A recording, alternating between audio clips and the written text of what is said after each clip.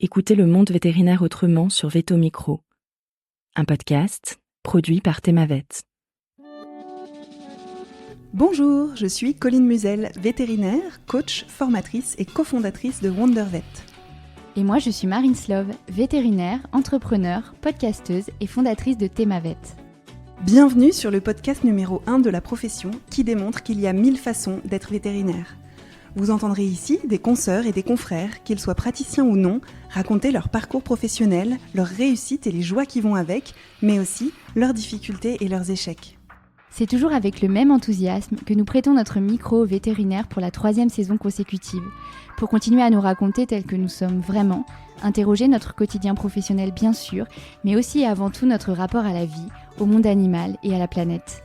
Le tout saupoudré d'une bonne dose de déculpabilisation. Vous êtes ici chez nous. Mais surtout, vous êtes ici chez vous. Belle écoute!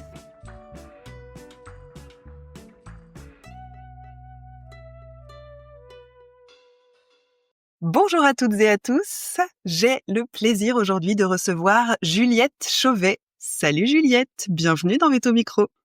Salut Colline, merci beaucoup de me recevoir, ça me fait vraiment plaisir. Trop chouette, moi aussi. Alors Juliette, si je devais résumer ton parcours en une phrase, comme si c'était la une d'un journal, voilà ce que moi je dirais. Parisienne, elle est prise d'une passion inattendue pour la pratique rurale. Tu es rentrée à l'école vétérinaire de Maisons-Alfort dans l'idée de soigner spécifiquement les phoques et les manchots. Et lors de ton stage obligatoire en rural en 4e année, c'est le coup de cœur.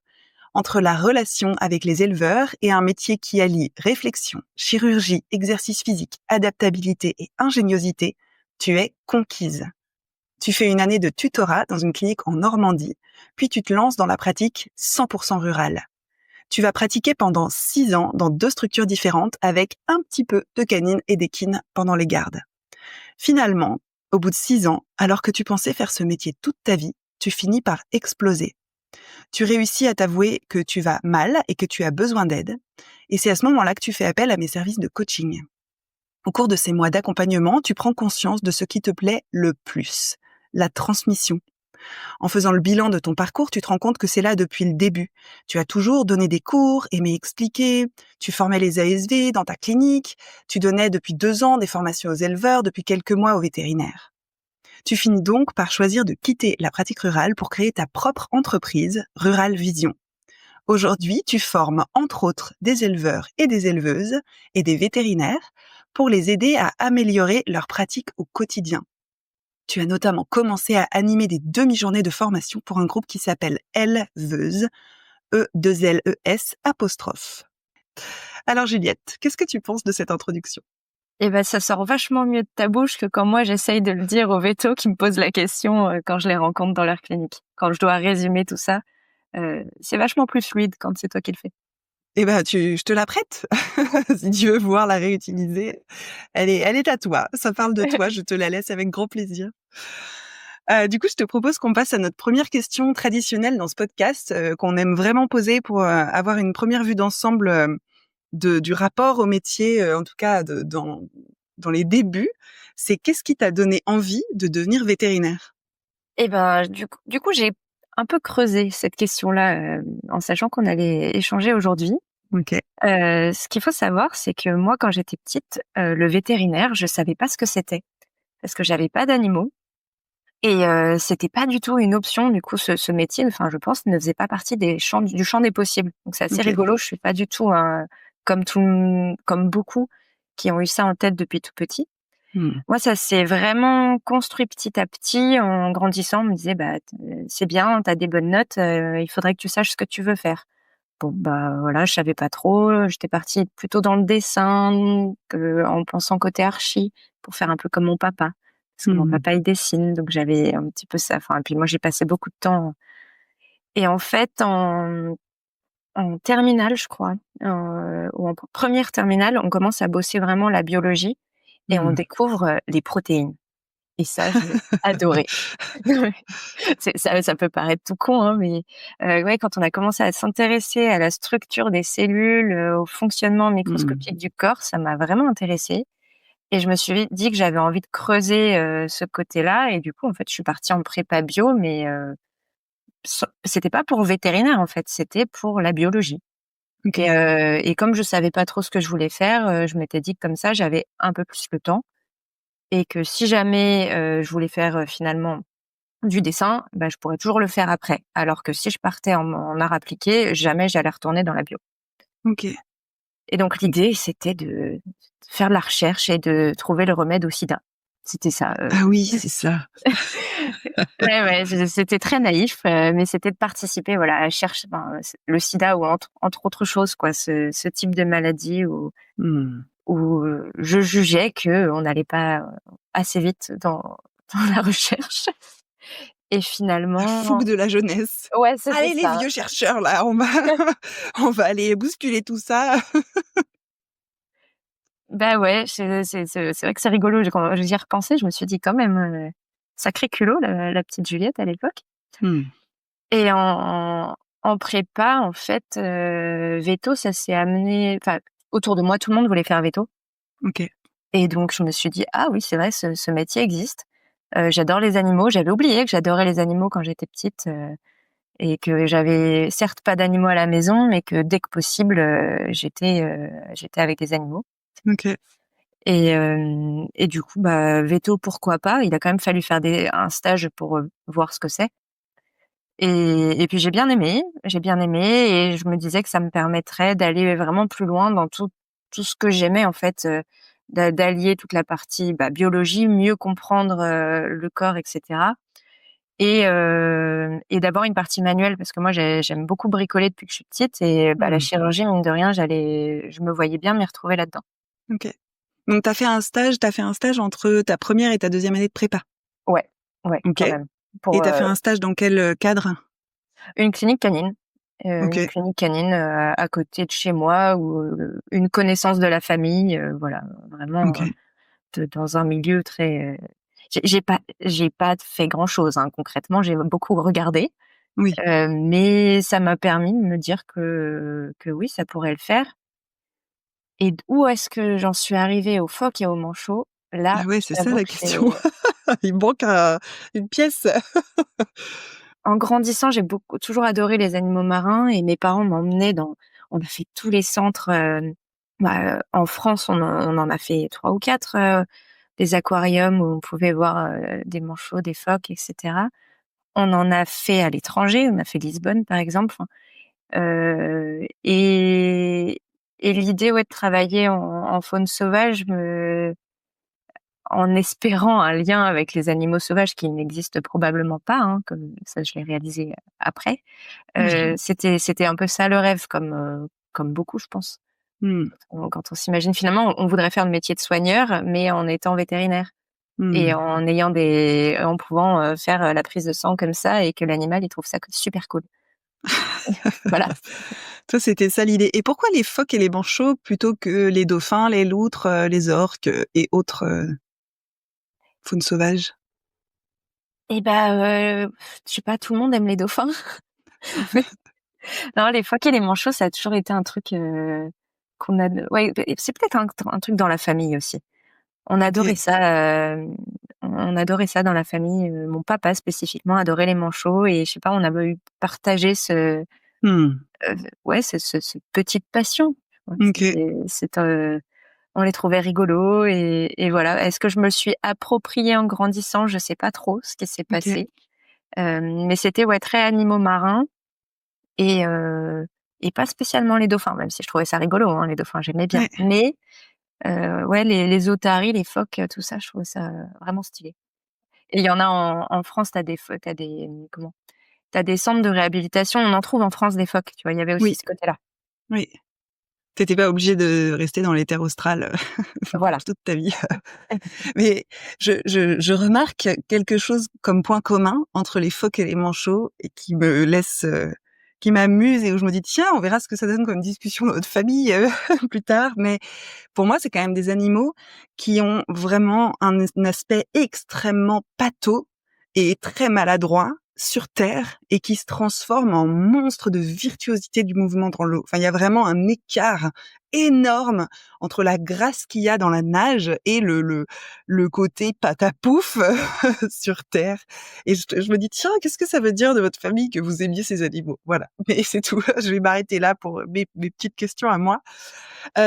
Du coup, tu fais, tu te dis: «OK, je fais un stage. Ah, finalement vétérinaire» et là, tu te poses plus de questions. Tu te dis: «OK, donc je vais faire ça» et tu passes le concours veto. C'est ça qui se passe ou c'est un peu plus compliqué? Non, c'est ça qui se passe, ouais. OK. Parce que après veto, je savais que ça voulait tout et rien dire aussi. On nous avait quand même expliqué que ça ouvrait beaucoup de portes et en fait,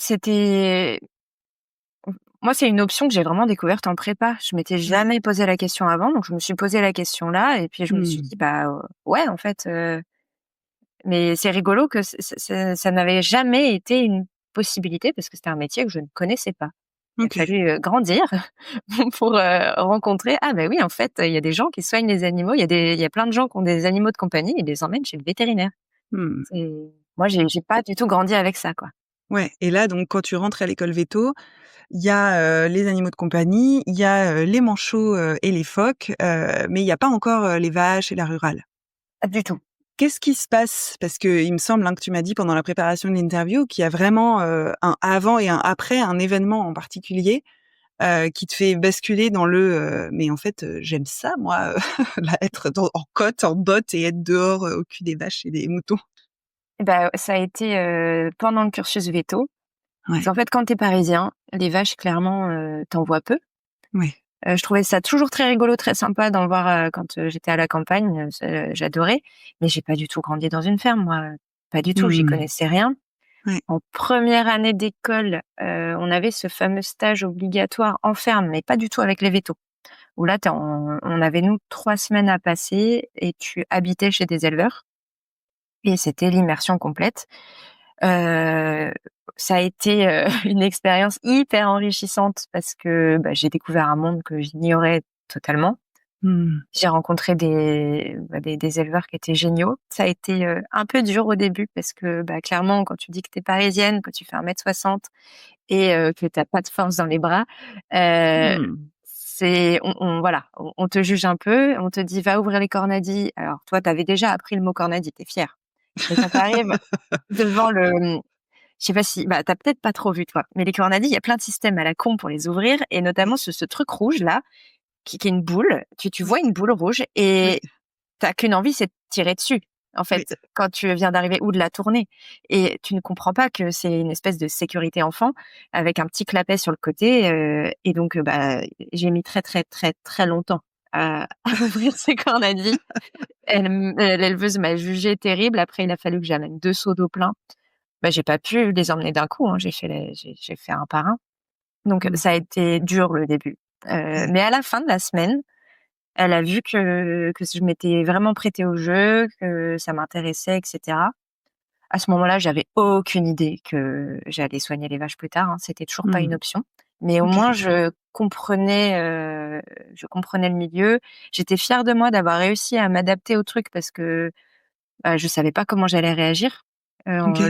La traite à 5:00 du mat, en l'hiver, je dormais dans un petit appart, pas chauffé. J'avais un espèce de poêle à fioul dans ma Ouais, chambre ouais. et j'avais pas elle m'avait dit de pas l'allumer la nuit parce qu'elle avait peur que je m'intoxique. Du coup, ma chambre était chauffée à 14.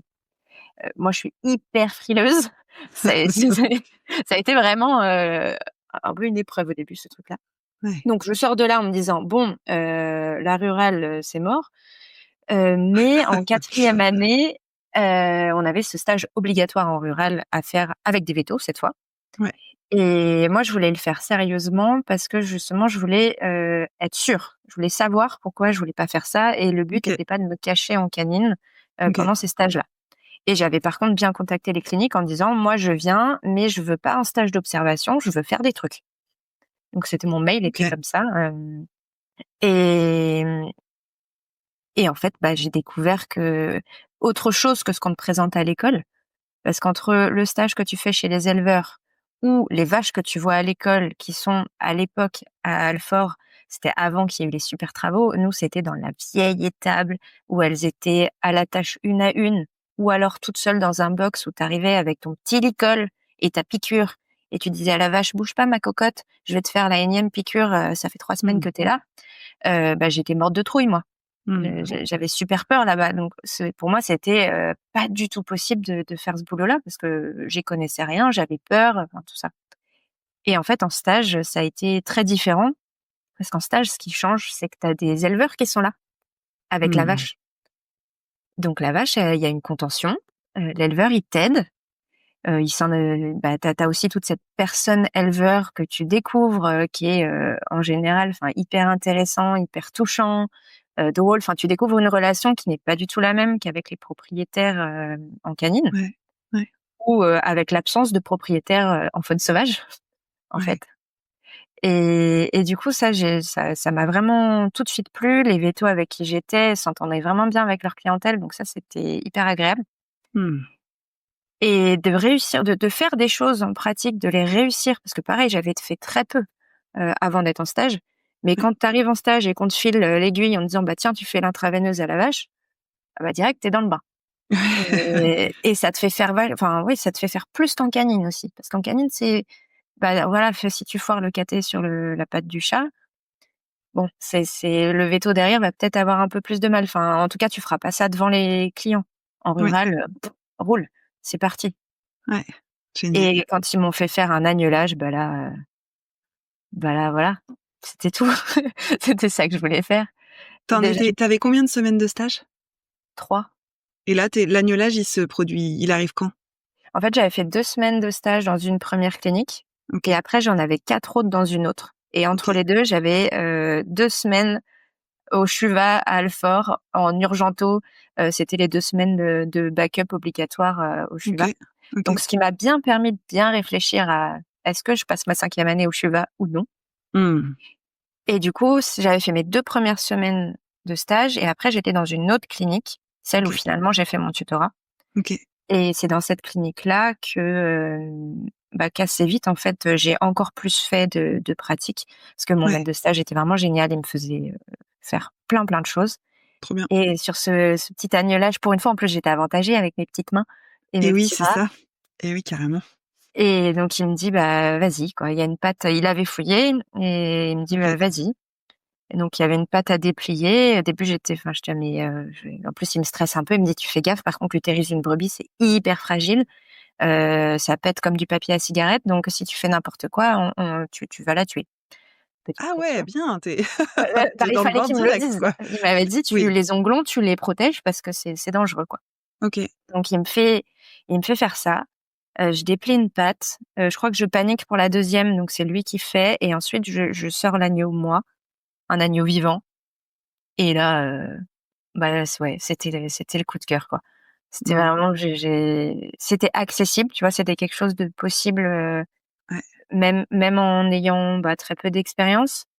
C'était hyper puissant. Tu sors un petit, enfin, tu vois, la brebis avant, elle annulait pas. Ensuite, t'as un agneau vivant dans les mains. Les gens sont hyper reconnaissants. Et je me souviens que sur la route du retour, j'ai appelé un pote de prépa justement en me disant je suis paumée parce que c'est pas ce que je voulais faire et il faut que je choisisse dans 3 semaines en quoi je vais l'année prochaine. Ah ouais. Mais c'est aussi pour ça que je voulais mettre mes stages de rural avant de choisir. Ah bah Parce que, et de faire de la vraie rurale en hiver aussi. C'est comme Thomas, mon conjoint, lui, voulait faire rural avec certitude. Je voulais aussi comprendre. Tu vois, je voulais un peu comprendre ça et j'avais fait mon semestre en même temps que lui pour le voir, hein, ça clairement. Ok. Mais ouais, du coup, c'était ce petit agneau là qui a tout changé. Incroyable. Il avait un nom, dans ta tête, il a été nommé par les éleveurs ou c'est le petit agneau qui a tout changé? C'est le petit agneau qui a tout changé. C'est Ouais, trop bien. je sais même pas chez qui c'était parce que je me souviens de d'autres agnelages où je suis retournée après, comme j'ai fait mon tutorat là-bas et qu'ensuite j'ai travaillé là-bas. J'ai quand même recroisé des gens. Mais les gens qui ont des agneaux, tu les vois pas forcément souvent. Des fois, c'est des particuliers, en fait. Oui. Ouais. Donc, ceux-là, je sais pas si je les ai revus. D'autres, je sais. T'étais plus focus sur la brebis et l'agneau que sur les éleveurs ou les propriétaires, quoi, finalement. Ouais, cette fois-ci, ouais. C'était vraiment sur pas abîmer la brebis et sortir l'agneau. Ok.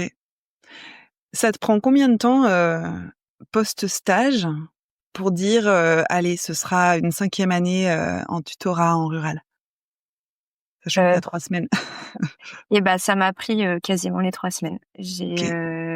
Pendant mes semaines, en fait, pendant ces 4 semaines de stage, je logeais dans, alors le cliché de la Parisienne, dans ma maison de vacances, pas loin de la mer, pas loin de la clinique, avec une copine qui, elle, était en stage, mais dans une autre clinique. On voulait pas être toutes les deux au même endroit. Ouais. Et elle, en fait, elle a fait le choix inverse. Donc c'était rigolo. Elle était sûre de vouloir faire de la mixte et de partir en 5A rural. Et en fait, elle a fini par choisir canine, dans l'optique de faire de la mixte par la suite. Mais moi, voilà, ma grande question, c'était finalement, bon, ça sera de la mixte. J'avais laissé tomber les phoques et les manchots depuis un moment. C'était plutôt parti pour canine, mais là, du coup, je me dis mixte. Je me dis pas 100% rural, hein, on n'en est pas là encore. Mais je me dis, ouais, ce sera de la mixte. Et du coup, je réfléchis à est-ce que je suis faite pour ça? Est-ce que je peux le faire? Parce qu'en fait, j'avais vraiment ce gros complexe de je suis petite, je suis une fille et je suis parisienne. C'est con, mais ça me. C'est pas négligeable. Là, non, mais ça, voilà, ça faisait partie quand même de moi. À l'époque, je m'imaginais pas vivre à la campagne. Enfin, il y avait vraiment beaucoup de chemin, hein, depuis tout ça. Ok. Et du coup, j'en parle à cette copine-là. J'en parle à mon prof de bovine à l'école, qui s'appelle Gaston, qu'on appelle Gaston. Il se reconnaîtra s'il m'écoute et j'ai vraiment eu de la chance de l'avoir parce que c'était un excellent prof à Alfort et qui lui m'a encouragée et il m'a dit mais Juliette, on s'en fout que tu sois une fille, on s'en fout que tu sois petite. Je t'ai vu travailler, tu bosses bien, enfin tes stages ça se passe bien, fonce. Et si tu veux faire de la mixte, il faut que tu touches des vaches pendant ta 5e année. Sinon, je connais personne qui fait une A5 canine ou très peu qui font une A5 canine et qui ensuite font de la mixte. C'est plus facile de garder un pied dans la canine pendant tes stages parce que t'as toujours les chiens-chats, ils sont à la clinique, tu vois. Ouais. Par contre, quand t'es au Chuva, t'iras pas faire des vélages les week-ends, c'est sûr. Oui. Et le coup de pied à se mettre en sortie d'école pour se remettre un truc nouveau ou que t'en as pas fait pendant un an, je pense qu'il est trop important. Donc voilà, il me dit tout ça. Et ce que je me dis, c'est que moi, j'ai vraiment accroché dans la dernière clinique où j'étais. Et je prends mon courage à deux mains, je rappelle mon maître de stage et je lui parle du tutorat. À l'époque, c'était pas du tout démocratisé, hein. C'était que la 2e année où ça existait. Ok. Tu peux nous réexpliquer en quelques mots ce que c'est parce que je suis pas sûre que tout le monde qui nous écoute connaisse. Alors le tutorat, c'est un peu l'équivalent de l'alternance chez les vétos en rural. C'est au lieu de faire, quand tu fais un cursus classique en année de rural, tu as 12 semaines de stage. À l'époque, il y avait 12 semaines de stage à faire que tu répartissais dans différentes cliniques. Ouais. Quand tu es en tutorat, tu fais 18 semaines et tu les fais dans la même clinique. Okay. Donc ça change que tu instaures une véritable relation avec la clinique où tu es, que petit à petit ils ont le droit de t'envoyer faire des visites. Oui, parce que tu as ta carte verte. T'as ta carte verte, ouais. Et puis il y a une petite, vu que c'est un stage long, il y a une rémunération qui est pas énorme, mais qui franchement est bienvenue aussi. Voilà, donc il y avait tout ça. Okay. Et c'est vrai que moi, dans le coup de cœur pour la rurale, il y avait aussi le coup de cœur pour les vétos que j'avais rencontrés dans mes 2 stages. Et ce qui a été incroyable, c'est qu'il y a 2 vétos qui sont devenus des super copains, que j'avais rencontrés dans la première clinique où j'étais en stage, mes 2 premières semaines, et qui sont ensuite allés en Normandie dans l'autre clinique. Donc pour mon tutorat, j'ai retrouvé les vétos de 2 cliniques différentes avec qui je m'étais vachement entendue. Trop bien. Et donc là, je me suis dit, ok, fallait prendre mon courage à 2 mains pour leur demander, parce que ils auraient pu me dire non aussi. C'était la première fois, fallait monter. Il y a des dossiers hyper lourds administrativement à monter au début quand tu veux être une clinique qui accueille un tutorat et tout. Donc c'est pas hyper drôle à faire. Donc ça leur a quand même pris pas mal de temps. Mais ils m'ont dit oui. Et du coup, c'était parti quoi. Et Trop dans le bien. choix, il y avait aussi le fait que c'était du coup ma maison de vacances de quand j'étais petite, qui était pas très loin, enfin pas très loin, une demi-heure de cette clinique-là, au bord de la mer. Et je me souviens pendant ce stage être à me poser toutes mes questions là, rural, pas rural, rural, pas rural, comment je fais, et être en train de marcher sur la plage. Et je me souviens vraiment de ce moment où je me suis dit mais en fait, je crois que j'ai envie de vivre là. Je suis trop bien là à Mmh. la mer. Alors que dans ma tête, depuis toujours, je me disais que j'avais besoin de la ville, que j'avais, je sais pas pourquoi, enfin si, je connaissais que ça. Donc Mmh. pour moi, c'était évident de continuer, dans ce milieu-là. Et en fait, là, d'être au bord de la mer, de voir les champs autour, je me suis dit: «Mais je suis bien là». Mmh. Tu vis où aujourd'hui? Et ben, je vis, je vis là. Je vis OK. exactement là. Je suis, pas très loin enfin, je suis au milieu du Cotentin, en gros, entre Saint-Lô, Coutances, Granville, tout ça. OK. Donc je Donc suis, tu as de la mer pas très loin, quoi. j'ai de la mer à un quart d'heure, voilà, À pied ou en voiture? en voiture. OK, En quart voiture d'heure en voiture. parce que fallait se rapprocher de la clinique, de Thomas à côté, donc Oui, c'était mieux. On a été à 5 minutes de la mer en voiture. C'était trop bien. OK. Mais sa clinique, ensuite il a changé de clinique qui était un peu plus loin et donc là on est à un quart d'heure. Mais je m'en remets. Oui, OK. Un quart d'heure, ça va. Ça Ça reste, va. raisonnable quand tu as besoin de Oui, prendre une bonne petite bouffée d'iode. c'est ça. OK. Quel souvenir tu gardes, de cette expérience de tutorat? Un excellent souvenir. Ouais, C'était, j'étais chez moi. Enfin, je sais pas comment dire. Cette clinique, quand je rentrais dedans et ça a continué à me le faire quand j'y ai travaillé après, quand je rentrais dans cette clinique, je rentrais à la maison. OK. C'est très bizarre. J'ai habité dans le petit studio au-dessus, pendant ces 18 semaines-là et c'était génial parce que les vétos de cette clinique, alors il y en a qui sont partis à la retraite par la suite, mais il y avait vraiment des profils très différents, OK. avec, certains qui avaient, voilà, qui étaient à 1 an de la retraite, Mmh. et d'autres qui étaient, beaucoup plus jeunes et qui venaient d'arriver avec plein de projets. Les ASV étaient, toutes différentes et tout le monde m'a un peu pris sous son aile. Je m'entendais bien avec tout le monde et j'arrivais à la fois à faire des soirées avec les vétos et d'autres avec les ASV. Enfin, c'était, Mmh. j'en garde, ouais, un souvenir, extraordinaire. C'était je pense, une des meilleures années que j'ai passées à l'école, quoi. Trop cool.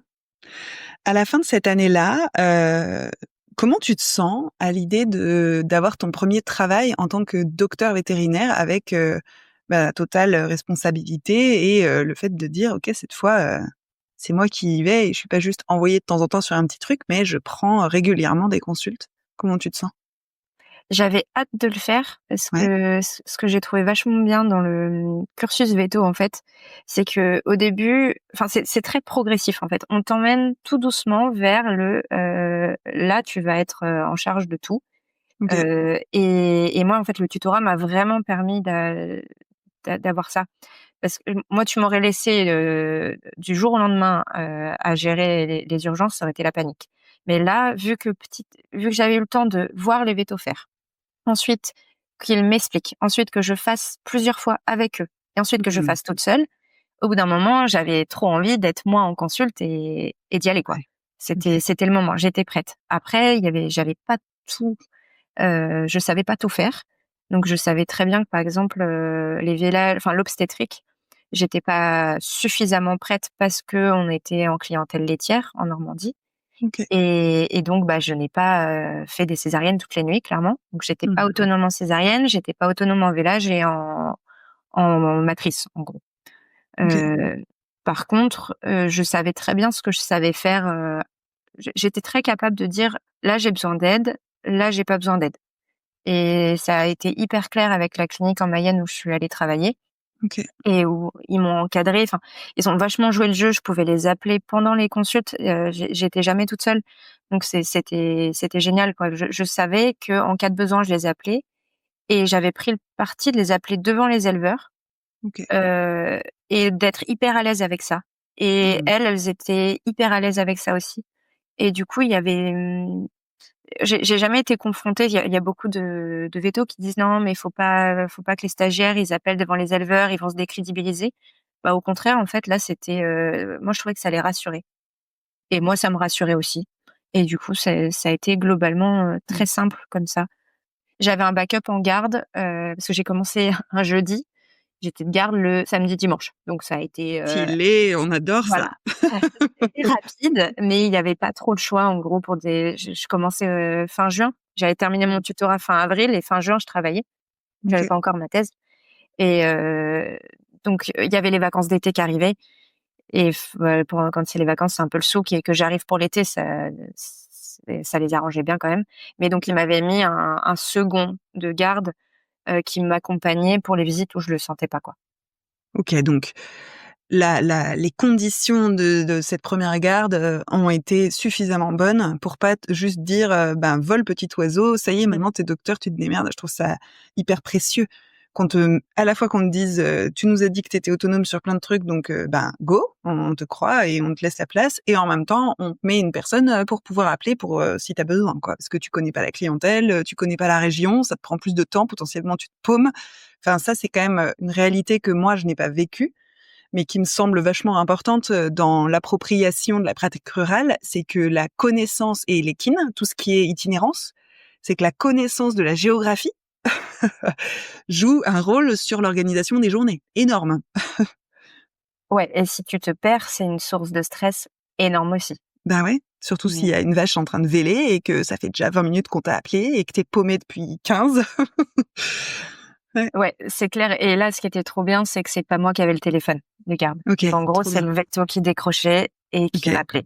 OK. Et donc ça, c'était beaucoup plus simple. OK. C'était vraiment bien. Et c'était vraiment le grand luxe. Et moi, c'est ce que je conseillais ça à tous les stagiaires que j'avais ensuite avec moi, qui me disaient ah, comment tu penses que je dois choisir ma clinique, je négocie comment le salaire. Je leur disais mais tu négocies pas le salaire. Pour commencer, c'est pas forcément là-dessus qu'il faut que tu te battes. Par contre, tu négocies un encadrement en garde parce que ça, Mmh. en garde et en journée, hein, faut que une formation Oui. qu'on te laisse pas tout seul. Parce que moi, j'ai plein de copains qui ont arrêté parce que ils ont eu une mauvaise expérience, parce qu'on les a laissés tout seuls Ouais. et ça s'est mal passé Mmh. et ils se sont dégoûtés, ils se sont fait peur, etc. En Alors rural? que en rural, ouais. En Ouais. rural ou en équine. En canine, t'es Oui, en rarement itinérance. tout seul. Oui. Mais en itinérance, ça, tu vois, potentiellement, c'est la nuit. T'es chez des gens que tu connais pas, t'as un truc que tu maîtrises pas, ça se passe pas bien, les gens s'énervent, tu peux vite paniquer, hein, si Ouais, ouais. et ça peut être très traumatisant. Ouais, c'est clair, ça devient vite la pire nuit de ta vie, alors que si t'avais pu passer un coup de fil à quelqu'un qui te rassure ou qui te dise ouais là je comprends, c'est la merde, j'arrive, bah au moins Ça change tout. ouais c'est ça, t'es soutenu dans un moment difficile, quoi. Mmh. J'ai entendu tout à l'heure passer un L en parlant des vétérinaires. C'était une équipe 100% féminine ou à majorité de femmes en Mayenne, c'était comment? C'était une équipe à majorité de femmes. C'était pas OK. 100.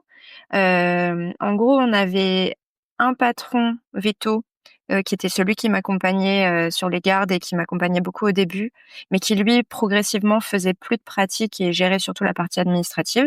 OK. Et ensuite, au début, il y avait 3 collaborateurs, donc 2 femmes et un veto, un très grand Belge qui se reconnaîtra s'il m'écoute.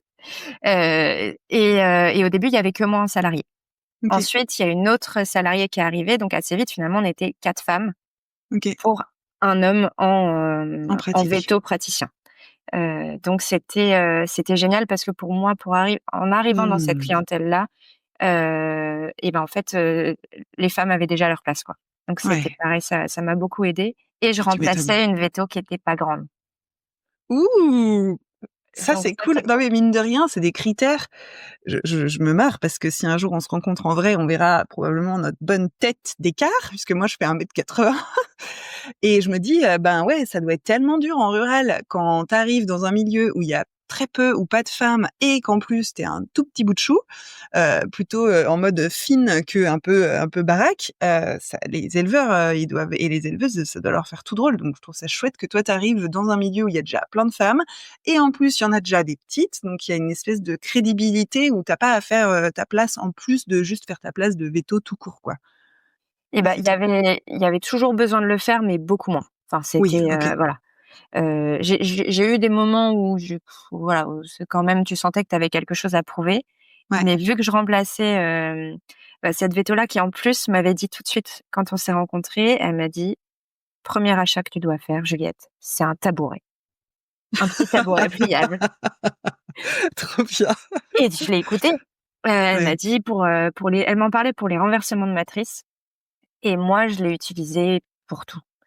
Je l'ai utilisé en chirurgie, enfin pour les césariennes, je l'ai utilisé pour les vélages, je l'ai utilisé pour les matrices, je l'ai utilisé en suivi repro des fois, enfin, je l'utilisais pour tout et ça m'a changé la vie et ça a changé la vie à certains éleveurs qui montaient dessus.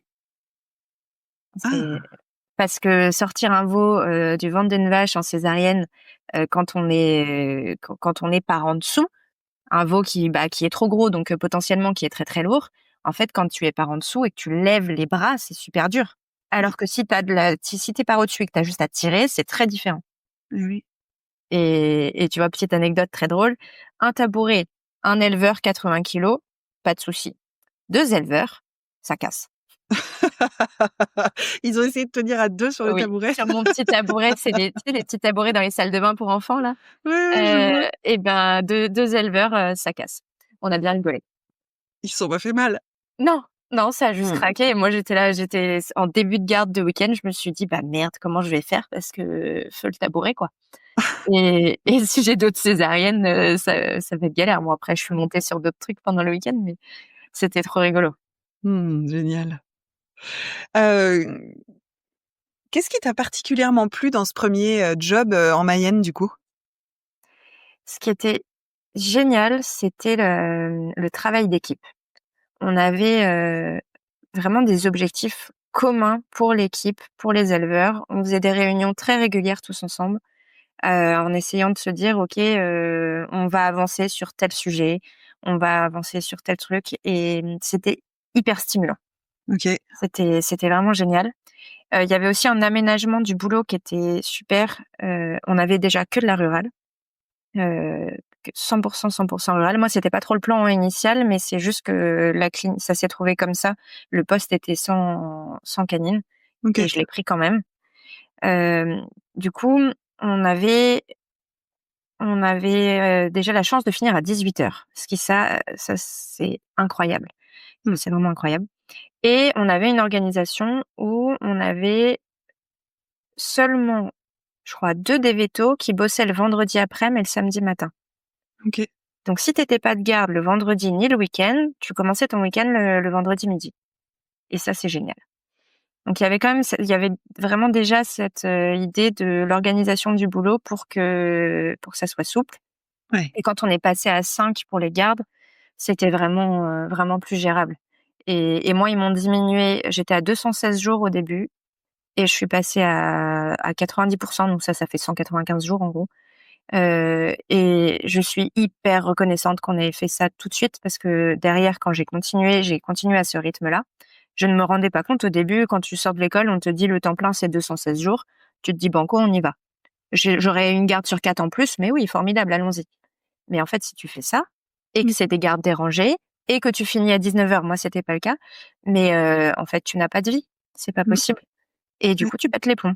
Donc moi, ça j'ai été vraiment bercée par le côté, vie perso importante dès le début OK. et ça, j'ai trouvé ça vraiment super. Et après, ce qui était vraiment génial aussi, c'est qu'elles m'ont tout de suite, poussée à pas m'attarder seulement aux petits veaux que je venais perfuser ou à la vache que je venais opérer, mais toujours à essayer de chercher, dans cet élevage-là, pourquoi on a, ces quelques petits veaux malades et surtout qu'est-ce qu'on OK. pourrait faire pour, passer au créneau au-dessus, un peu faire de la prévention, Mmh. mieux gérer les choses pour que l'éleveur, il ait moins d'animaux malades et qu'il s'y retrouve. Et ça, c'était pareil, c'était super stimulant et c'est quelque chose qui m'a tout de suite permis de fonctionner comme ça. OK. J'imagine que ça joue dans ce que tu fais aujourd'hui, puisqu'il me semble que ça fait partie, parmi les offres, que tu proposes dans ton entreprise actuelle, d'aider justement, à limiter, certains risques, faire du préventif, faire de la médecine des populations plutôt que juste de l'individu. Ouais, c'est venu de là, c'est sûr. Et après, la clinique où j'ai travaillé ensuite était toujours dans cette optique, mais c'est vraiment ça a toujours été je me souviens d'une des vétos où je rentrais, je lui posais une question en lui parlant des cas et tout, puis elle me disait: «Mais du coup, comment il fait pour ses veaux?» «Ah bah, je sais pas». «Eh Mmh. bah, tu pas demandé?» «Bah non». bon, bah, faudra qu'on en parle. Si on a un cas, faudra qu'on en parle. Et on communiquait énormément. On avait une appli, je crois que c'était Slack à l'époque, où en gros, l'ASV mettait les visites dessus en disant il y a ça qui est tombé à tel endroit. Et on se disait bah moi je prends pas, j'ai fini. Enfin, en fait, on se tenait vachement au courant. On savait toujours où était l'autre, OK. ce qui permettait d'éviter de faire de la route inutile. Parce que Mmh. quand tu es à un bout de la clientèle et que tu vas à l'autre bout pour une prise de sang, c'est complètement débile. Ouais. Et du coup, on échangeait vachement. Ça permettait aussi de se mettre des petites photos de Mmh. ton petit veau que tu viens de sortir. Enfin, c'est des petits trucs bêtes, mais ça faisait de la communication, ça faisait de la bonne ambiance Ouais. et de la transparence. Du coup, Mmh. ouais, je savais toujours où était. Voilà, on communiquait dans la journée tout le temps. Ouais, tu étais en lien, en fait. Il y avait Ouais, du il y avait lien, du tu lien, savais ce qui se passait. c'est Trop ça. bien. Qu'est-ce qui t'a décidé à changer d'emploi, du coup, si tu es d'accord de nous raconter? Il y a eu pas mal de choses qui sont un peu télescopées. Il y a eu l'opportunité de retourner dans la clinique où j'avais fait mon tutorat. Ils Donc, t'ont appelé? Ils t'ont proposé le job? Quand tu dis opportunité, c'était quoi? et ben, en fait, je les voyais toujours régulièrement. J'allais OK. les voir, ils venaient me voir et on en a discuté et puis ils m'ont dit: «Je pense qu'on peut créer un poste de véto 100% rural, enfin vraiment faire une création de poste Trop pour bien. toi». Et ouais, ça me tentait vraiment. OK. C'était l'opportunité de retourner au bord de la mer et tout. Hem, il y avait ça, il y avait aussi le côté que dans la structure actuelle, il y avait vraiment un remaniement de prévu avec, une négociation entre les collaborateurs et l'actuel patron pour une revente ou non. Enfin voilà, Ah, il y dans avait la un structure en Mayenne, dans la structure en Mayenne, en où tu fait. étais? Ouais, Ouais, OK. Ils remaniaient. celui qui faisait plus de pratique, envisageait peut-être de partir, les autres de OK. racheter, mais il y a eu un contexte un peu compliqué et avec pas mal de tensions qui se sont exacerbées, en fait, pendant les 2 ans. Au début, j'en étais relativement protégée, et puis j'avais d'autres «choses à faire» entre guillemets, Mmh. mais petit à petit, en fait, les tensions se sont intensifiées et moi, en fait, d'être dans un milieu où l'ambiance est tendue, je me suis rendu compte que ça me mettait pas bien, en fait. J'avais une Mmh. boule au ventre en y étant et c'était dommage parce que pour autant, j'adorais ce qu'on faisait, Ouais. voilà. Mais enfin, toutes les choses mises, à la suite des autres, finalement, c'était l'occasion de repartir et je leur ai dit super tôt que je voulais repartir, en Normandie parce que je voulais pas justement qu'elles se retrouvent avec un veto de moins. Donc, Ouais. ça a permis d'anticiper que quelqu'un soit prévu après mon départ, qu'il y ait pas trop de temps, à 4 OK. C'est combien et super tôt? C'est combien de temps? c'était plus de 10 mois. Ah ouais, Bon, en fait, tu c'était as bossé 1 an et au bout de un an, un peu plus, tu as dit: je prévois de repartir, voilà, j'étais pas préparer sûre du au coup». tout début, mais après j'ai dit: «Je pense» et après et assez vite j'ai dit: «Je suis sûre». OK. Parce que je voulais et puis moi je leur avais pas toujours dit, mais je leur avais pas enfin, je disais: «Je me vois bien rester 2 ans ici, mais Ouais. je suis pas partie pour, enfin, voilà, je ne sais pas, on verra». Mmh. Heu et on a quand même beaucoup aimé le coin, la Mayenne, c'était très sympa et Thomas, il travaillait dans une clinique qui était à 15 minutes, donc c'est Mmh. vrai qu'on avait quand même ce côté-là qui était chouette. Fallait ensuite que Thomas retrouve du boulot, en Normandie aussi, qu'il accepte de me suivre, qu'il accepte de laisser là, on avait moitié allaitant, moitié laitier, donc Mmh. fallait qu'il accepte de laisser la partie allaitante. OK. Et au début, je pense que ça a été un peu compliqué pour lui, mais parce que c'était pas ce qu'il avait prévu dans sa tête. OK. Pour ceux qui le connaissent, ça les fera rire. Mais donc il avait prévu dans sa tête qu'on reste au moins 2 ans complets, machin, pour faire l'expérience, en obstétrique notamment et voilà, même si c'est avec moi, j'avais envie de retourner, au bord de la mer, c'était pas forcément, pour lui le bon moment. Bon, on a pu partir quand même. Il a trouvé du boulot OK. et mine de rien, c'est lui qui est associé maintenant, donc ça s'est très bien passé. Oui, ça s'est bien goupillé finalement. Oh, trop chouette. Tu dans quel état d'esprit au moment où tu retournes dans cette fameuse clinique de cœur où tu as fait ton tutorat? Surexcité totale. Oui, très bien. Ouais, trop heureuse, des paillettes dans les yeux, bon, avec la limite qu'on est en plein covid. Ah, On déménage en plein confinement. OK. Vachement pratique, à 2, du coup. Et OK. mon embauche est un tout petit peu décalée, parce que voilà, il y avait pas besoin. Et mais j'ai passé un mois, justement, on était à 5 minutes de la mer, de beau Mmh. temps incroyable à ce mois d'avril 2020, donc ça s'est très bien fait. Mais j'avais trop hâte. J'avais trop hâte de les OK. rejoindre, de retrouver les éleveurs parce que je les connaissais. Enfin, Ouais. non, j'avais trop hâte. J'avais juste peur de la partie équine et canine Mmh. parce qu'il allait falloir s'y mettre tout court pour l'équine, s'y remettre pour la canine. Parce que moi, j'avais fait quand même des gardes en 5e année. Je faisais des gardes en plus du tutorat, je faisais des gardes en canine à Paris, OK. et en tutorat, j'avais fait quand même de la canine, mais là, ça faisait 2 ans, quoi. Mmh. Et Ouais, c'était un peu rouillé. voilà, c'était bien rouillé, ouais. OK, et tu as eu quel soutien, du coup, pour les gardes, pour la partie canine et équine, en arrivant dans ce poste?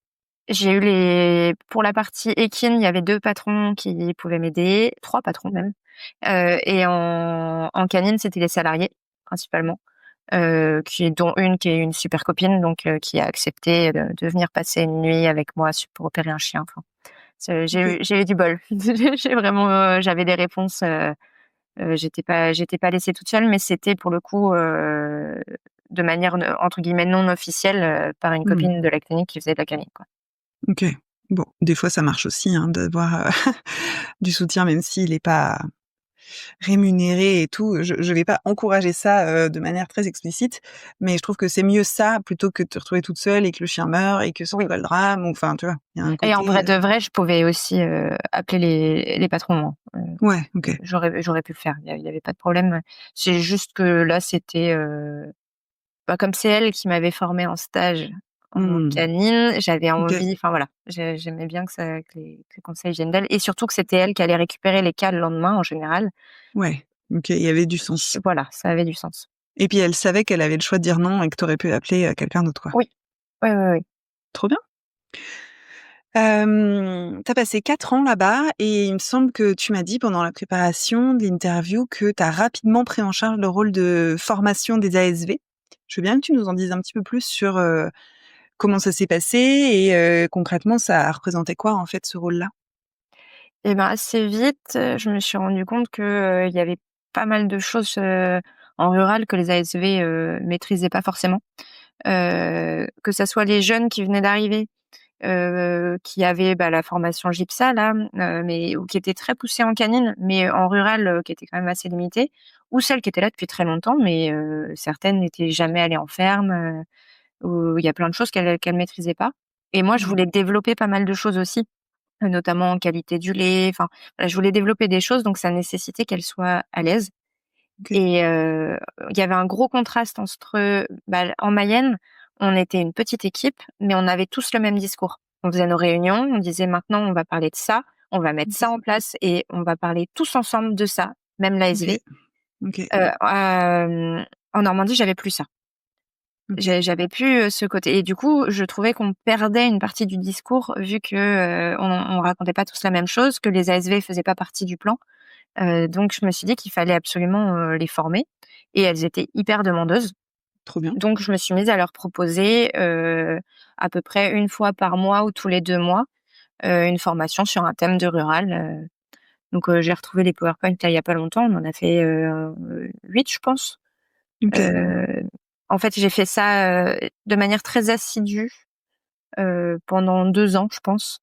Et après, en fait, j'attendais qu'elles choisissent un thème. Je leur avais dit: «Bon, OK, là, je vous ai imposé toutes les dernières fois. Mmh. Je vous propose plusieurs thèmes. C'est vous qui choisissez, j'ai envie que ça vienne de vous. Parce que moi, j'ai pas trop le temps, donc si en gros, c'est pas moi, j'ai pas le temps de vous imposer des choses. Par contre, si ça vient de vous, je promis, je prendrai le temps, mais j'ai besoin que ça vienne de vous. J'attends toujours». OK. Elles ont plus Donc jamais fait de demande? non, et ce qui est très bizarre, c'est qu'elles ont continué pour le temps à en parler en entretien individuel. Ça faisait plus d'1 an que j'avais pas fait de formation, et elles continuent à dire: «C'est génial avec Juliette, les formations qu'elle nous fait le midi, c'est super». Trop bizarre. Ouais, ouais, Comme c'est s'il marrant. y avait eu, enfin, ouais, c'est une question de routine et de notion du temps, qu'il y avait, pour moi, ça faisait des lustres, que je m'étais dit: «Bon, bah, tant pis, ça les intéresse plus», et en fait, elles, si, pour elles, c'était toujours une partie du quotidien. Ouais. C'est Et rigolo. puis ça les avait marquées comme quelque chose d'hyper précieux qu'elles avaient Ouais. vraiment aimé, quoi. Ouais. Et moi, j'ai besoin de comprendre, parce que j'ai pas travaillé en rural, à quel moment l'ASV, elle peut vraiment se servir de ces formations pour aider à ce qu'il y ait un mouvement global dans la médecine des populations que gère la clinique. En gros, les ASV, elles sont à l'accueil. C'est Ouais. les ASV que les éleveurs vont voir quand ils arrivent à l'accueil et qui Ok. vont dire il me faudrait tel flacon, tel produit. Parce qu'en fait, les éleveurs, ils peuvent acheter des médicaments sans qu'on voit à chaque fois l'animal. C'est dans le Ouais. cadre d'un bilan sanitaire qui est où nous on fait des protocoles de soins et derrière ils ont une liste de médicaments qu'ils peuvent acheter en gros. Et du coup, souvent ils posent des questions aux ASV à l'accueil. Ouais. Soit elles savent répondre, soit elles vont nous chercher derrière.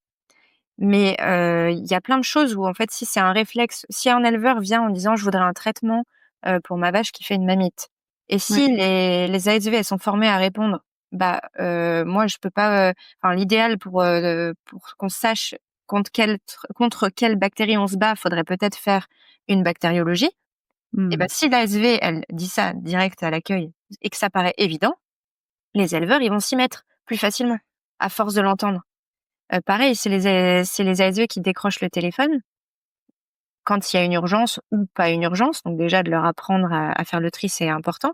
Mais toutes les petites questions qu'elles vont poser au début et quand elles vont demander pour la 10e fois à l'éleveur: «Avez-vous pris la température, de la vache?» et en fait, c'est des choses qui vont finir par, rentrer dans la tête des éleveurs, quoi. Ouais, OK. Oui, j'avais pas idée de quel type de transmission tu avais faite, mais je comprends mieux la stratégie que effectivement ces personnes-là, elles parlent très souvent aux éleveurs, Ouais. les ASV, et du coup, plus elles répètent certaines infos, bactériologie, prise de température, etc. Et plus ça va devenir aussi une évidence pour les éleveurs. Ah, vous allez être contente, j'ai pris la température, et ça va devenir des routines et ça va contribuer à aider le comportement, l'amélioration sur la gestion de la population globale plutôt que juste la gestion des merdes, si je peux le dire comme ça. C'est Oui, comme ça que ça vient. ouais, c'est OK, exactement ça. trop bien. Et puis c'est plus stimulant pour elle aussi de comprendre un peu, tu imagines, moi, par exemple, parisienne, j'aurais été bazardée à l'accueil d'une clinique, et j'aurais dû conseiller un éleveur, mais j'aurais eu aucune idée, de c'est quoi sa vie, c'est enfin qu'est-ce que quand je lui vends un Bien sûr. vaccin, comment il va le faire? Enfin voilà.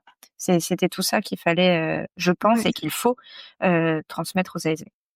Oui, selon la formation qu'elles font et selon le temps que les gens prennent dans les endroits où elles travaillent pour leur montrer. Effectivement, je ne sais pas exactement quelle quantité d'infos elles ont dans les formations du type GIPSA Mmh. pour pouvoir gérer, sachant qu'en plus il y a équine, rurale laitière, rurale allaitante, caprin, ovin. Enfin, il y a quand même plein de trucs qui sont très différents, quoi.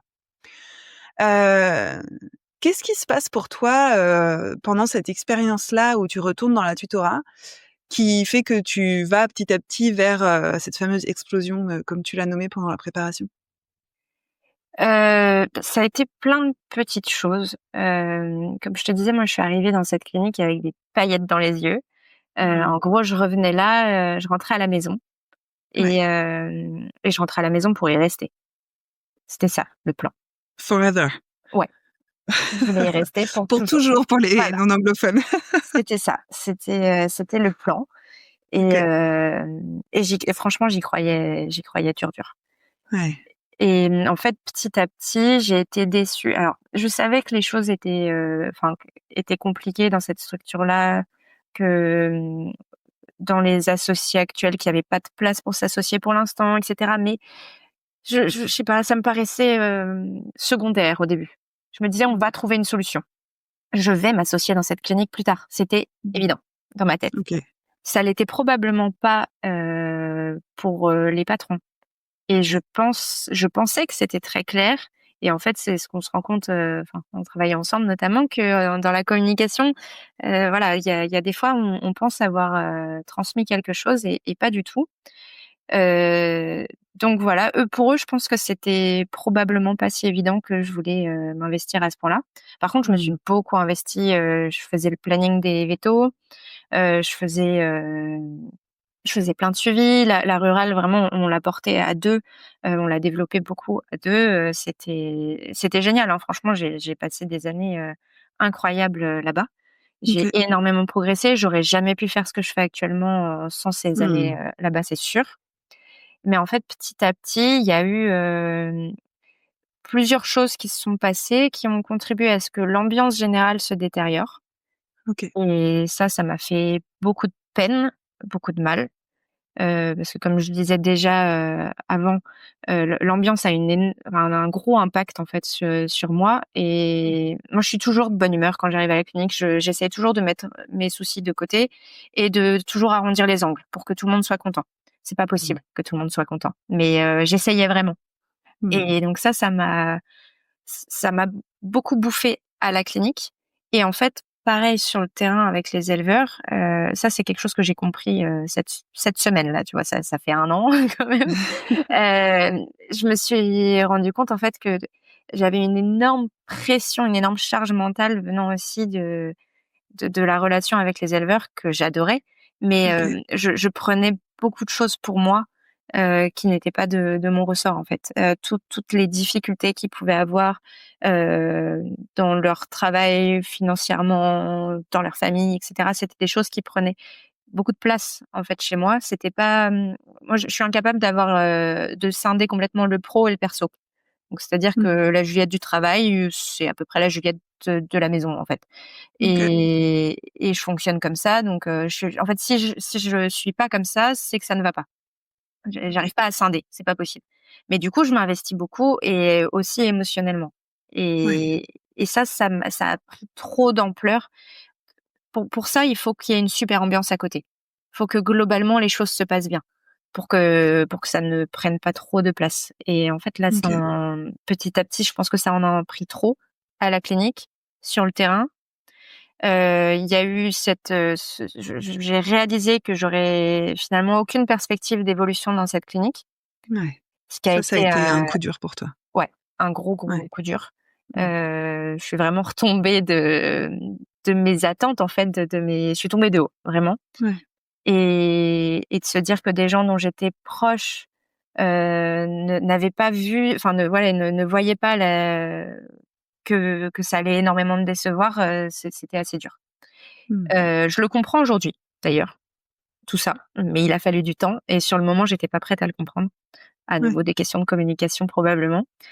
Et en plus de tout ça, il y a eu tout un contexte, enfin déjà l'hiver c'est dur et l'hiver il fait moche, il fait froid, on a eu plein de merde, des cas tout pourris où tu es allongé, dans la bouillasse à faire un vélage sous la pluie, un truc, que l'éleveur il aurait dû t'appeler il y a 3 jours et il l'a pas fait, pour qui, pourquoi, bon voilà, tu essayes de gérer le truc et en fait, tu te rends compte que la vache, bah, il va jamais lui amener à boire derrière. Enfin, il y a eu des choses qui ont fait que ça a été, où je me suis dit: «À quoi bon, en fait? Qu'est-ce que je fais là? À quoi ça sert?» Donc il y a eu ça et j'ai eu un vrai cas de souffrance, de mal-être d'éleveur, en fait. Un éleveur qui a pété les plombs et qui du coup, lui allait très, très mal et aussi a laissé, un peu en déshérence son troupeau. OK. Et c'était un éleveur dont à la base j'étais, relativement proche, enfin je suivais le troupeau en tout cas. Donc ça m'a vraiment atteinte. Ouais. Et dans un autre suivi, il y a un coup de pied qui est passé à côté de ma tête à 1 centimètre et à partir de là, je me suis dit: «Mais qu'est-ce qu'on fait en fait?» J'ai eu à nouveau peur, Ouais. j'avais plus peur des vaches, presque, enfin plus. J'avais raisonnablement peur des vaches Ouais. depuis ces fameuses fois où j'arrivais avec le licol à Alfort, il y avait quand même eu beaucoup de temps qui s'était passé. Mais Ouais. là, j'ai eu à nouveau la trouille, mais c'était viscéral, tu vois? J'avais à nouveau super peur. Mmh. L'ambiance s'était détériorée, je voulais plus aller bosser, je voulais ni être à la clinique, ni être en visite. J'étais en colère, enfin, ce qui me ressemble pas du tout. J'avais plus de patience, avec les ASV notamment. Mmh. Je me rendais compte que j'étais complètement tendue et j'allais droit dans le mur. Il a fallu que je me rende compte que ça n'aille pas et que je m'autorise à penser que peut-être il fallait que je m'en aille. Ouais. pour que ça commence à aller mieux. Et c'est là où je t'ai écrit, je me souviens. Mmh. Et je te remercie d'oser poser tous ces mots, Juliette, parce que tu décris ton vécu qui ressemble, peut-être, au vécu de plein de gens, en ce moment. Et tout ce que tu décris, ce changement de tempérament, cette, personne plutôt très enjouée qui devient très en colère, cette peur qui redevient immense, cette fatigue, cette perte de sens, tout ça, c'est vraiment des symptômes, qui sont vraiment pas à ignorer. Et moi, je suis encore, et toujours épatée quand les gens arrivent à les voir et à dire: «Là, j'ai besoin d'aide, en fait. Là, vraiment, c'est le moment où il faut que je me fasse aider». Et je trouve ça génial qu'il y ait 1 an, tu te dises: «Allez, on va contacter quelqu'un». Je suis honorée que ce soit moi que tu aies choisi de contacter. Mais vraiment, je trouve que c'est précieux, que tu aies osé là, pendant cette interview, partager ces détails-là de ton vécu, parce que ça peut aider des personnes à dire, quand vous vivez ça, c'est pas juste normal, et si ça continue, il y a un moment où si vous voulez prendre soin de votre santé mentale et physique, il faut s'en occuper, quoi. Mmh. Hem, comment tu as fait pour, finalement dire, ça va enfin, tu vois, là, tu viens de me parler des symptômes. Qu'est-ce qui t'a permis de dire: «Je vais suffisamment mal pour demander de l'aide»? Tu te souviens s'il y a eu quelque chose en particulier qui t'a fait dire: «OK, c'est maintenant»? Est-ce que tu as eu besoin d'avoir, le nom de personnes à contacter? Enfin, tu vois, comment ça s'est passé dans ta tête pour dire: «Là, en fait, je vais aller chercher de l'aide»? Il y a eu 2 choses. J'ai, contacté un copain qui était passé par ces phases-là, 2 ans avant, je pense, OK, et qui m'en avait un petit peu parlé, et OK. un copain dont je suis encore très proche, donc je lui ai écrit en lui disant: «Écoute, je vois bien que ça va pas. Est-ce que tu serais OK pour me raconter, toi, comment ça t'était venu, le fait qu'il fallait que tu fasses une pause dans la pratique? Enfin, comment ça s'est passé pour toi? À OK. quel moment tu t'es rendu compte que ça allait pas, et cetera?» Donc lui, il m'a raconté. Ça m'a permis de me dire: «OK, dans son récit, je suis quand même pas loin de là où lui, il a dit qu'il avait pas été loin de vraiment être très mal». OK. Hem, j'ai ensuite j'avais de la route pour aller, donner une formation à des vétos dans le Nord. Alors pour ça, j'étais trop heureuse, tu vois? Pour ça, j'étais debout à Mmh. 6:00 du mat en pleine forme. OK. Et j'avais du coup 3 heures et demie de route, et sur le trajet, j'ai écouté des podcasts d'India Navette. Mmh. Et alors pourquoi ça m'était venu? Parce que c'est pareil, c'était, un copain d'une copine qui m'en avait parlé, machin, donc je tombe sur les podcasts et j'ai écouté les premiers, et notamment celui où toi tu racontes ton expérience, en fait, Mmh. et ça m'a beaucoup fait réfléchir, et ça m'a fait comprendre certaines choses, notamment dans mon agacement, heu, vis-à-vis de la gestion des urgences à l'accueil, et cetera. En fait, j'ai compris pas mal de choses, grâce aux mots que toi t'avais posés, en disant que ouais, ce truc-là de dire: «Une ASV à l'accueil, elle a une puissance, un impact sur ta journée de véto Mmh. qui est énorme, et Mmh. toi, véto, en fait, tu n'as pas la main sur ça, et potentiellement, on va te créer une journée qui n'est pas possible».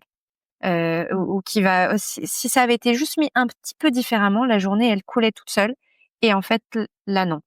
Mmh. Et du coup, il y a ouais, ça m'a permis de comprendre ça, et j'ai vachement accroché avec ta voix, en fait, et avec ta manière de raconter les choses, et je me suis dit: «Bah, je pense que je vais lui écrire pour voir». Mmh. Heu et j'avais, à ce moment-là, une autre copine qui était en train de monter un truc avec toi, en plus, en train Ouais. de réfléchir à un autre projet, et donc Que vous voilà. entendrez dans un prochain podcast, si je fais un tout petit peu de teasing. Et du coup, bah, je m'étais dit: «Ouais, je vais écrire à Colline», et je crois que la première fois qu'on s'est parlé, ça devait être il y a 1 an tout pile, du coup. Ouais, j'ai regardé, c'était 1 an dans quelques jours. OK, bon, bah, voilà. J'ai eu la curiosité d'aller regarder et de regarder la date de notre premier rendez-vous. Donc 1 an plus tard, après cette première rencontre, où tu m'as parlé de ta situation, où tu en étais, ce que tu traversais, qui était vraiment très, très douloureux. Qu'est-ce que tu retiens du chemin que tu as fait, notamment grâce, au fait de te faire accompagner? En fait, ce qui a été, très compliqué au début, c'était, de s'avouer qu'il Mmh. fallait que j'avais le droit, déjà, de partir de cette clinique, Ouais, et 2, de faire une pause, dans la pratique, et en ouais. fait, au début, j'avais plusieurs barrières, c'est pareil, j'ai recogité là-dessus il y a pas longtemps. Dans les barrières, il y avait la première, c'était les éleveurs. Franchement, je me voyais pas les quitter. Je Mmh. culpabilisais, je me disais: «Mais je vais les décevoir». Ça, c'était le pire du pire. Je me Mmh. disais: «Je vais les décevoir, qu'est-ce qu'ils vont penser de moi?»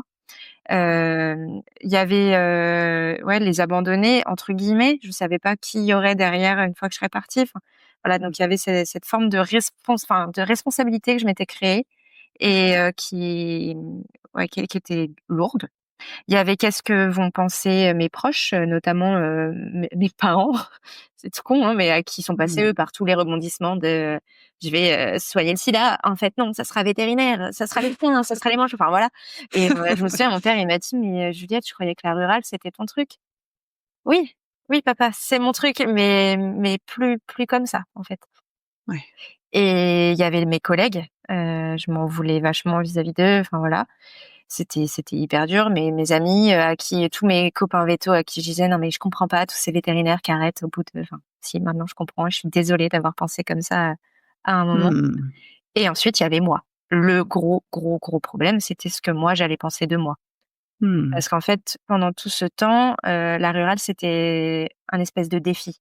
J'étais trop fière d'être une femme, Mmh. pas grande, pas issue du milieu agricole et d'y arriver quand même, de m'éclater parce que vraiment je m'éclatais quand même, d'être plutôt douée, d'adorer ça, de réussir à faire des vélages, et il y avait toute cette part de défi en fait Mmh. que j'avais relevé, et ouais, où j'étais fière de moi. Et Et là, tu peux fallait accepter un échec en fait. Il a fallu que je me dise, là, ouais, je l'ai pris comme ça. C'était l'échec, j'avais l'impression d'abandonner ma clientèle, j'avais l'impression d'abandonner cette clinique que j'adorais tant et j'avais aussi une petite part de me dire: «Qu'est-ce que va penser mon mari de moi?» Mmh. Parce que là j'abandonne. Voilà, il y avait celle ouais, où j'ai eu plus de mal, à me faire pardonner finalement, c'est moi. Et aujourd'hui, quel regard tu portes sur, le choix que tu as fait de dire, «Là, je fais une pause dans la pratique rurale», en fait? Je suis hyper reconnaissante d'avoir, osé ça parce que je revis, en fait, et Mmh. je me Tu rendais pas reconnaissante envers qui? envers mon moi d'il y a 1 an, Ouais. Ouais, ouais. parce que ouais, c'est de m'être autorisé ça et d'avoir Mmh. réussi à me pardonner, mine de rien, enfin Ouais. d'avoir un peu d'indulgence. Je me souviens très bien de la séance de coaching où on avait travaillé là-dessus. C'est la seule séance en groupe que j'ai fait d'ailleurs, Ouais. et ça m'avait vachement aidée, permis de ouais, de démystifier un peu tout ça, de calmer le ressentiment que je pouvais avoir envers moi-même, et tu vois, avec le recul, de me rendre compte qu'en fait, bah, ça m'empêche pas de revoir les éleveurs avec qui, j'adore travailler. Et Ça oui. m'empêche pas de continuer à aller, sur le terrain, ça m'empêche pas de revoir mes anciens collègues. Par contre, ça m'empêche d'aller mal. Voilà. Ouais. Donc non, j'ai aucun regret, et puis même je me sens plus épanouie en tant que véto parce que je me sens à nouveau plus utile. Il y a eu ce moment où je tournais en rond dans ma Ouais. pratique, où j'étais, bah, ça y est, je savais faire les choses. Donc il y avait plus le petit défi relevé quotidien non plus de oui, un vélage, je savais faire. Une Ouais. caillette, je savais faire. Soigner telle pathologie, je savais faire. J'avais besoin que ça avance. J'avais besoin de nouveaux projets, et je me sentais un peu trop pas, pas assez utile, pour, Ouais. que ça soit pour les éleveurs, pour la clinique et cetera, et un peu étriquée dans le milieu véto où tu es coincé dans ta clinique. Donc ce que tu fais, ça doit permettre à ta clinique d'évoluer. Mais là, aujourd'hui, moi, je peux travailler avec, tous les intervenants autour. Je peux travailler avec d'autres cliniques véto. Je peux travailler Mmh. avec un nutritionniste, qui vend même un vendeur d'aliments. J'ai le droit de travailler avec l'inséminateur si je veux. Enfin, c'est génial, en fait. Ça m'ouvre des portes, c'est vachement plus chouette, et je me sens plus en compétition avec les acteurs autour, mais plutôt à me dire: «Bah, voilà, si on bosse tous ensemble, là, on va avoir un vrai impact, et là, les éleveurs, Ouais. on va pouvoir les aider». Trop C'est bien. peut-être un peu naïf, hein, mais là, Ouais, mais je c'est le aussi ce qui fait ta couleur, Juliette, cette naïveté, cette espèce de vision paillette de la vie, qui te donne des ailes, en fait. Et de ça est née, Rural Vision, je crois. et ouais, C'est né ça quand, Rural Vision, tu serais d'accord de nous dire? C'est né vraiment en septembre, enfin de manière Ok. administrative, c'est né en Septembre septembre. 2024. Ouais, le 9 septembre, très exactement. Hmm. Mais l'idée, elle a mis entre avril où je t'ai contactée et la décision de partir de la clinique, la décision de faire une pause dans la pratique et ensuite de me dire: «Je vais monter ma boîte», ça a pas été immédiat, parce qu'au début, je pensais pas que j'étais capable. Je me sentais pas Hmm. légitime, je me disais: «Mais enfin, puis qu'est-ce que je vais faire toute seule?» Donc j'avais postulé dans plusieurs trucs autour, au début, où j'étais, toujours véto mais plus praticienne. Ouais. Et en fait, à force d'ouvrir des portes, de frapper un peu partout, de contacter, les écoles, de contacter des labos, de contacter tous les contacts en fait que j'avais, j'ai appelé et au début, j'ai appelé des gens avec qui j'avais un contact un peu privilégié au sein de, par exemple, de GIE, de labos et cetera et j'ai Hmm. commencé par dire, ou même au GDS, j'ai été hyper honnête en disant, «Salut, ça ne va pas. Je suis en train de péter les plombs, en pratique. Je voudrais faire une pause dans ma pratique, je voudrais bosser autrement et est-ce que vous avez des besoins?» Et Hmm. en fait, j'ai pas forcément eu des, «Oui, on aurait des besoins». J'ai eu vachement de: «Ah mais il faut que tu appelles machin, faut que tu penses à ça». On m'a envoyé dans toutes les directions. Du coup, j'ai passé un temps fou à partir dans tous les sens et pour finalement me dire: «Mais en fait, tous ces gens-là qui trouvent que ce que je veux faire, c'est chouette, et ben, en fait, ils seraient tous capables de bosser avec moi, mais je serai jamais à temps plein. Donc en fait, il me faut ma boîte à côté Hmm. et j'aurais moyen de bosser avec tous ces gens-là. Et j'avais le projet des éleveuses à côté et donc fallait que j'ai ma boîte, quoi. J'ai compté, Juliette, ça t'a pris 4 mois seulement. Tu Oui, dis, «Ah ça m'a pris quand même du temps et cetera», mais entre le moment où tu m'as contactée et le moment où on a vraiment commencé à travailler ensemble, donc en mai 2024 et le moment où finalement pendant l'accompagnement, tu te dis: «OK, je m'autorise à partir de la clinique, je m'autorise à faire une pause dans la pratique. Je balance des tonnes, des tonnes, des tonnes de cordes partout et je vois sur lesquelles il y a quelqu'un qui tire, je vais rencontrer des tonnes de gens. J'arrête la pratique effectivement et je monte ma boîte», ça a pris 4 mois. Je trouve que c'est relativement très rapide. Même si sur le moment, dans le vécu, tu as peut-être eu la sensation que c'était long et cetera, moi je souligne quand même que tu es allée vite, hein. oui, vu comme ça, en nombre de mois, en nombre d'heures de cogitage dans la tête, je pense que c'est ça qui paraît long. Ouais. Il y a un projet, que j'aimerais bien qu'on mette en lumière, si tu es d'accord, parce que je vois aussi que l'heure tourne. Tu as parlé des éleveuses et je l'ai nommé en introduction et j'aimerais bien que tu nous dises comment tu en es venue à l'idée de ce groupe réservé à des femmes qui font de l'élevage?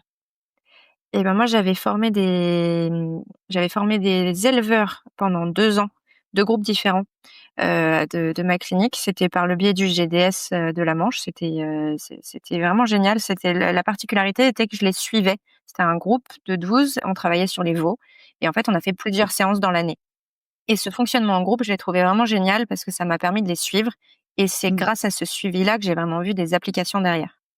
trop bien. Dans ce groupe-là, il y avait des hommes et des femmes. À la fin de la première année, qui avait appliqué les choses? Les femmes. C'est con, c'est comme ça. Le deuxième OK. groupe, j'ai commencé par leur dire ça. Je leur ai dit: «Écoutez, l'année dernière, celles qui ont vraiment le plus changé de choses», les hommes avaient bossé, hein, c'est pas des mais celles qui avaient vraiment tout changé, c'était des femmes. Et donc je leur ai dit ça et donc ça a mine de rien conduit à plus quand même de changements, et je pense à un éleveur en particulier qui a tout changé dans sa ferme et là, j'y suis retournée il y a pas longtemps. Il m'a montré des génisses et il me dit: «Regarde, c'est tes bébés et ils ont 2 ans». Heu, Mmh. Bah, c'était incroyable parce que ça y est, c'est sa velle et elles sont magnifiques et lui, il a vraiment, appliqué ce que je racontais donc c'est trop chouette. Mais globalement, les femmes appliquaient plus.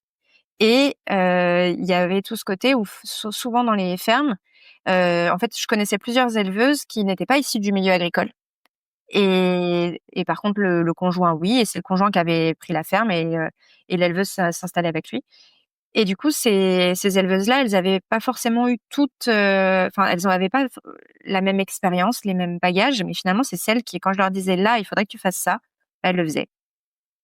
Donc, je me suis dit qu'en faisant un groupe d'éleveuses, surtout qu'il y en avait plusieurs avec qui je m'entendais très très bien et que j'avais pas envie de perdre de vue, je me suis dit que ça pouvait être une bonne idée pour continuer à les accompagner et que en étant les 10 comme ça, on pourrait aborder des thèmes Heu, où finalement qui sont réservés aux hommes d'habitude. Un peu certains actes, enfin voilà. Donc on a, notamment l'obstétrique, tu vois? Les vélages, ça c'est un peu souvent c'est plus souvent l'éleveur qui va le faire. Mais pourquoi? Mmh. Il suffit d'apprendre en fait. Ouais. Donc c'est né comme ça, je leur en ai parlé une à une en me disant: «Bon, qu'est-ce que» enfin, j'en ai parlé à une en premier, celle dont j'étais la plus proche, en lui disant: «Est-ce que tu penses qu'on peut le faire ou pas?» Et elle était hyper emballée et donc ensuite j'ai proposé aux autres et Ouais. ensuite, ça s'est monté. Génial. Et aujourd'hui, tu en es où dans l'accompagnement de ce groupe? Et ben, je les vois une fois par mois l'hiver et on va espacer un peu plus l'été pour des raisons de OK, boulot, de charge de travail pour elles. OK, Mais là, je les ai vues 4 fois déjà. La OK, 5e fois, c'est en avril et tous les mois, en fait, elles choisissent le thème sur lequel elles veulent bosser après. OK. Et il en ressort quoi, là, déjà de ces 4 rencontres? Qu'est-ce que tu as comme retour de leur part? Et ben, elles ont l'air contentes. Ça y est, je les vois, interagir entre elles. Elles se connaissaient pas forcément et ça Ouais, y est, je vois de l'entraide entre elles. Je les vois, elles apprennent à une vitesse, astronomique. Enfin, là, je les ai eues, sur la réalisation d'actes pratiques la semaine dernière, ouais. mais c'était incroyable. Je leur explique, bon, j'ai bien pris le temps et cetera, mais elles ont fait ça mieux que certains stagiaires vétos. Elles m'ont Mmh. bluffée, elles m'ont bluffée et des petits actes où voilà, elles ont vachement complètement écouté et derrière, ce qui était génial, c'est qu'il y en a une qui était un peu en retard et donc qui a pas eu les explications du début et du coup, c'est une autre qui lui a montré et qui lui a fait faire. Oh, j'étais à côté, j'étais trop fière. C'était Mmh. là, ça, tu vois, ça remplace un village. Il y a pas de problème. En termes de kiff. En termes de kiff, ouais. Ouais, génial, ça fait vraiment plaisir à entendre, surtout quand, je sais un peu, par, quoi tu es passée en termes de souffrance, psychologique, liée à ta situation, de te voir comme ça, là, avec le smile et d'avoir du sens à nouveau et de l'élan, c'est vraiment trop cool. Est-ce qu'il y a une dernière chose sur l'aspect professionnel que tu aimerais partager avant qu'on fasse une mini parenthèse, vie perso? Parce que je vais pas oublier, cette demande en mariage et je veux vraiment que tu m'en parles. Hem, on a un peu fait le tour. On n'a pas trop parlé des formations véto. Là, là, c'est vraiment aussi l'éclate et en fait, c'est en accompagnement vraiment individuel avec la formation créée un petit peu sur mesure pour répondre à une clinique donnée et OK, notamment grâce à un ancien stagiaire, en fait, que j'ai vu cet été et je lui ai parlé de mon idée de formation en repro, d'aider quelqu'un à monter un service de repro et lui, il m'a dit: «Mais moi, je suis trop intéressé, faut que tu la montes cette formation». Enfin, sans lui, je serais pas allée au bout, je pense. Enfin, OK. j'aurais pas forcément eu l'idée de me dire: «Ça va servir» et lui, il débarquait dans sa clinique, il sortait de l'école et il a commencé à bosser en juillet. Il m'a mis en contact avec sa clinique. En janvier, je suis venue les former. J'ai formé les 4 vétos et là, il vient de Mmh. signer son premier suivi repro et je suis hyper heureuse, hyper fière de lui et hyper reconnaissante parce qu'en fait, c'est vraiment grâce à lui et cette formation donc voilà, c'était cette petite, dédicace. Merci Maxime, si jamais il Ah écoute. génial. Eh bah, merci Maxime de permettre, l'épanouissement professionnel de Juliette, enfin d'y contribuer en tout cas. Est-ce qu'il y a une, dernière chose Juliette que tu aimerais, nous partager, avant qu'on s'arrête et enfin qu'on passe à la dernière question? Juste de dire, à tous les vétos qui se posent des questions, qu'il y a plein de solutions, qui veulent pas dire arrêter, hein, forcément, Mmh. mais qu'il faut oser s'écouter et que ça soit, quand on est associé, salarié, collab, enfin, il y a 1000 façons d'aller, pas si bien que ça et par contre, il y a aussi 1000 façons d'aller mieux et il faut Mmh. s'en occuper tout de suite et tendre la main à la bonne personne, c'est mieux, mais je pense qu'il y a pas que Pauline. Il y a plein de gens et d'en parler chez, à ses proches, c'est vraiment, vraiment important. Voilà. OK. Merci Juliette. S'il y a des gens qui veulent te contacter à l'issue de ce podcast, comment tu serais d'accord qu'ils le fassent? Ils peuvent m'écrire par mail, ils vont me trouver sur mon petit site internet, ils vont me trouver facilement et ils peuvent m'écrire, il n'y a aucun problème. Trop Avec bien, plaisir. on mettra toutes les infos dans la description. On va passer à notre dernière question et pour ça, on va faire un petit bond dans le temps. Je vais te proposer d'aller vers la fin de ta carrière, voire au dernier jour, et je voudrais que tu me dises, tiens, la Juliette qui aura passé une carrière complète, qu'est-ce qu'elle dirait de la carrière qui s'est déroulée? Alors c'est très dur parce que je suis incapable de te dire ce que je vais avoir fait dans cette carrière. OK. J'exclus pas de reprendre la pratique, j'exclus pas de faire complètement autre chose. J'aimerais que Rural Vision, ça marche du tonnerre et que je fasse une super carrière là-dedans, mais j'aimerais te dire que j'ai été hyper heureuse, que j'ai rencontré plein de monde différents, que je me suis sentie utile. Ça, c'est ce que j'aimerais. Mais je sais pas comment je le ferai. On verra. J'adore, ça laisse plein de surprises. Eh ben, merci beaucoup Juliette, j'étais vraiment ravie de ce moment avec toi. Je savais que j'allais bien me marrer et je n'ai pas été déçue. C'était vraiment un plaisir de te recevoir dans ce podcast. Merci Colline, c'était comme toujours un super moment aussi pour moi. Trop chouette. Et merci à toutes les auditrices et tous les auditeurs qui nous ont écoutés jusqu'ici. Je vous souhaite de passer une très très belle journée et je vous dis à très bientôt dans un prochain épisode. Ciao! Ciao! Merci d'avoir écouté cet épisode de Veto Micro. Si le cœur vous en dit, partagez-le à vos amis et à vos collègues, abonnez-vous au podcast et mettez-nous une note de 5 étoiles avec un gentil commentaire. C'est ce qui nous permet de remonter dans les classements et de donner de la voix à la profession. Si vous souhaitez participer à Veto Micro, nous suggérer des invités ou tout simplement nous écrire, faites-le sur l'adresse podcast@themavet.fr. Prenez soin de vous et à la semaine prochaine pour écouter une nouvelle façon d'être vétérinaire.